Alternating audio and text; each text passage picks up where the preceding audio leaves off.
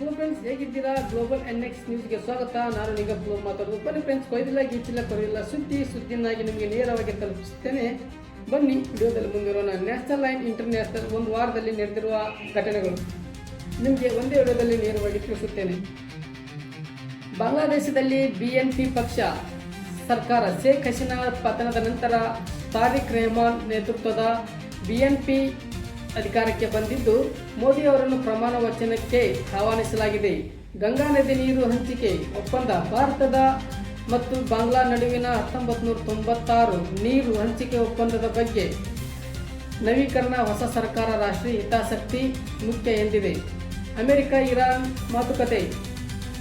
ಜಿನಿವಾದಲ್ಲಿ ಪರಮಾಣು ಒಪ್ಪಂದದ ಕುರಿತು 2ನೇ ಸುತ್ತಿನ ಮಾತುಕತೆ ಇಂದು ಆರಂಭವಾಗಲಿದೆ.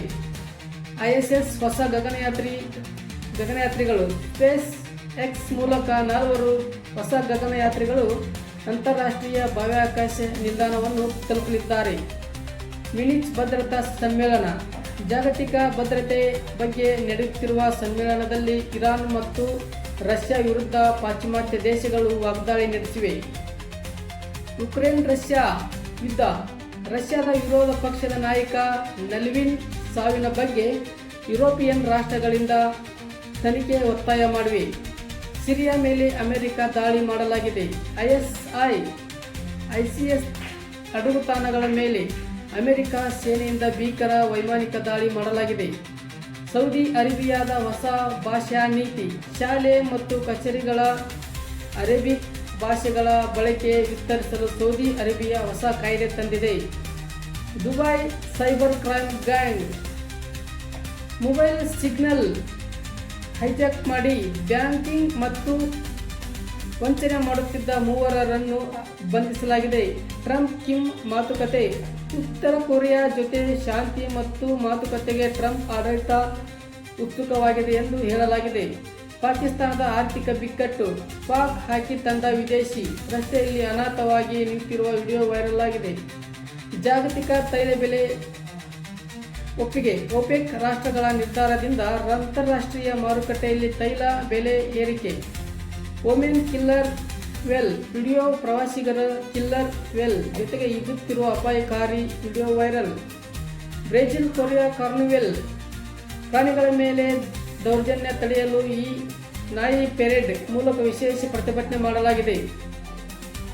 ಮತ್ತು ನ್ಯಾಷನಲ್ ನ್ಯೂಸ್ಗೆ ನೋಡಿ. ಭಾರತದ ಮೊದಲ ಡಿಜಿಟಲ್ PDS ಅಮಿತ್ ಶಾ ಅವರು ಗಾಂಧಿನಗರದಲ್ಲಿ CDC ಡಿಜಿಟಲ್ ಕರೆನ್ಸಿ ಆಧಾರಿತ ಫಂಡಿಂಗ್ ವ್ಯವಸ್ಥೆಯನ್ನು ಇಂದು ಉದ್ಘಾಟಿಸಲಾಗಿದೆ. Bharat America trade deal. ಈ ಒಪ್ಪಂದದಿಂದ ರೈತರಿಗೆ ತೊಂದರೆ ಇಲ್ಲ ಎಂದು ಅಮಿತ್ ಶಾ ಸ್ಪಷ್ಟನೆ ನೀಡಿದ್ದಾರೆ. AI impact summit 2026 Delhi. ನಾಳೆಯಿಂದ ಆರಂಭವಾಗಲಿರುವ ಸಮಾವೇಶಕ್ಕೆ ಹೈಟೆಕ್ ಭದ್ರತೆ ಒದಗಿಸಲಾಗಿದೆ ಎಂದು ಹೇಳಲಾಗಿದೆ. ರೈಲ್ವೆಯಲ್ಲಿ 56 ಸುಧಾರಣೆಗಳು. ರೈಲ್ವೆ ಸಚಿವ ಅಶ್ವಿನಿ ವೈಷ್ಣವ್ ಅವರಿಂದ 1 ವರ್ಷದಲ್ಲಿ 57 ಬದಲಾವಣೆ ಅನಾವರಣ ಮಾಡಲಾಗಿದೆ. ಅಸ್ಸಾಂನಲ್ಲಿ ಎಮರ್ಜೆನ್ಸಿ ರನ್ವೇ. ಯುದ್ಧದ ಸಂದರ್ಭದಲ್ಲಿ ವಿಮಾನ ಇಳಿಸಲು ಅಸ್ಸಾಂನ 4200 ಕಿಲೋಮೀಟರ್ ಉದ್ದದ ರನ್ವೇ ಮೋದಿ ಉದ್ಘಾಟಿಸಲಿದ್ದಾರೆ. CBSE ಪರೀಕ್ಷೆ 2026 ಫೆಬ್ರವರಿ 17ರಿಂದ ಪ್ರಾರಂಭವಾಗಲಿರುವ ಬೋರ್ಡ್ ಪರೀಕ್ಷೆ ಹೊಸ ಮಾರ್ಗಸೂಚಿ ಬಿಡುಗಡೆ ಮಾಡಲಾಗಿದೆ. ಸೈಬರ್ ಕ್ರೈಮ್ ವಿರುದ್ಧ ಸಮರ. ಫೆಬ್ರವರಿ 16 ಮತ್ತು 17ರಂದು ರಷ್ಯಾದ್ಯಂತ AI ದುರ್ಬಳಕೆ ತಡೆಗೆ ಡಿಜಿಟಲ್ ಅಭಿಯಾನ ಮಾಡಲಾಗಿದೆ. ಲೋಕಸಭೆ ಸ್ಪೀಕರ್ ವಿವಾದ. ಓಂ ಬಿರ್ಲಾ ಅವರ ಮೇಲೆ ವಿರೋಧ ಪಕ್ಷಗಳು ಅವಿಶ್ವಾಸ ನಿರ್ಣಯದ ಚರ್ಚೆ ತೀವ್ರಗೊಂಡಿದೆ. ಗಗನಯಾನ್ ಅಪ್ಡೇಟ್. ಭಾರತದ ಮೊದಲ ಮಾನವ ಸಹಿತ ಬಾಹ್ಯಾಕಾಶ ಯಾತ್ರೆಗೆ ಅಂತಿಮ ಸಿದ್ಧತೆ. ಅನಿಲ್ ಅಂಬಾನಿ ವಿವಾದ. ಜಿಫ್ರಿ ಎಪ್ಸ್ಟೀನ್ ಪ್ರಕರಣದಲ್ಲಿ ಅನಿಲ್ ಅಂಬಾನಿ ಹೆಸರು ಕೇಳಿ ಬಂದಿದ್ದು.